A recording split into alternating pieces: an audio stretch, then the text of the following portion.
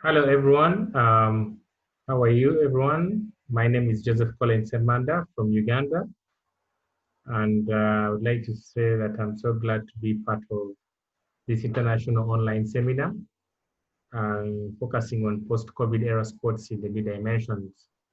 My major topic is going to be on sport and finance, a case for Uganda. And before I do that, I'd like to introduce myself again. My name is Joseph Collins Semanda. I come from Uganda. I currently work with Ndeje University and at the same time volunteer in the sports sector. Uh, Here I have two roles I play. One is that I am the General Secretary of the Uganda Football Federation in Uganda, and at the same time I am a member of the Uganda Olympic Committee Marketing Commission. I'd like to thank Savitaban Fulepuni University for having given me this opportunity to make my presentation to you. Mainly, of course, I'm going to mainly talk about um, how national sport operations should overcome challenges of finances, and the ways to overcome that is depending on the number of things that we're going to be discussing in this discussion. Um, it is very, very important to understand and to know what COVID-19 means, because it is one of the issues as to why we're doing such a presentation.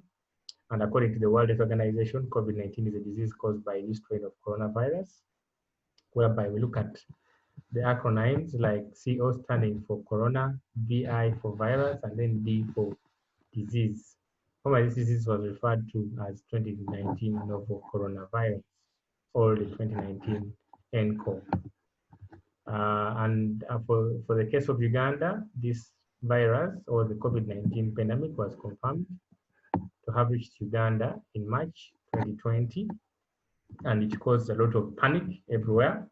And having confirmed that the pandemic had reached Uganda, His Excellency the President of Uganda, Yoweri Kaguta Museveni, locked down all activities, including sports, for more than 21 days to avoid the spread of this pandemic, which was very, very hurting because most of us who are doing a number of voluntary roles for the sports section couldn't manage to continue because everything had been put to a standstill. There's a big impact to the sports sector, and of course, here we're going to look at things like the fact that the lockdown led to the closure of all sport activities in Uganda. This actually, if you look at the fact that we have about 51 or 56 sports, they all stopped. Actually, they were all stopped because they couldn't continue the activity. All sport calendar events were cancelled, including major sports events like the Olympic Games, the Olympic qualifiers, the World Cups, because like for us who come from Woodball, we actually had a World Cup in July that was meant to take place in Malaysia, but it had to be postponed to next year because of this pandemic. And the lockdown affected all of us. At the same time, it was a big impact to the fact that sport administrator contracts were all cancelled or suspended until further notice, because as we speak now, they haven't yet been open. So we don't know when they will shall resume with the sports activities. Coaches have lost their jobs. They have no contracts now because the athletes would have managed are all at home, and they're actually doing their private sessions. Of course, they try to do the voluntary roles. National federations and associations need a financial snag in the fact that they cannot run their offices. They have no sources of income at the moment, so financially they are not doing well. So the financial economic impact is what actually drives us to my major discussion of sport and finance. And due to the pandemic, the sports sector was hit badly financially, hence affecting the economy. The sports budget, actually, that we look at mainly as sport federations, was slashed, and we as federations cannot get any funding due to no activity. And also, it's so difficult to secure funds from sponsors because sponsors need a return on investment, they need value for money. And if there is no activity where they can leverage from, then they cannot give their money. Financial, again, of course, budgets in sport families have also been affected because of the fact that athletes are not earning, and these were like the breadwinners. You're going to realize that because of the fact that they're not doing any activity, then of course their families will have to be affected budget-wise. At the same time, of course, managing sports kits, athlete diets, and equipment are all a challenge. So it's very, very important to note that the coronavirus has come to stay, and it has got a big financial and economic impact. So what should be done? There is need to understand that because of the fact that we're going to live with this virus, federations or sport organizations have to do a number of things that can put them back to normal. One is that they need to, there is need for a standard operating procedure that they call SOPs or guidelines that have to be followed by the sports sector. In this, I mean that they have to get ways they can get back to normal without spreading the coronavirus. The guidelines should be tailored to each sport since different sports are run differently, apart from a few common procedures that cut across all sports. And actually, to mention this, actually, the National Council of Sports in Uganda has been so supportive, whereby they had to come up with the general standard operating procedures that can be followed by every sport. And then they tasked every federation to come up with their own specific SOPs that are tailored to their respective sports. So it is something that can be done, and of course, that is what has been a recommendation and it's being implemented.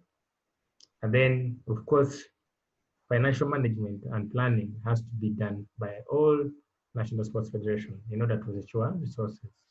Now we're going to discuss more financial management to understand how it can be done. This is what we call managing finances.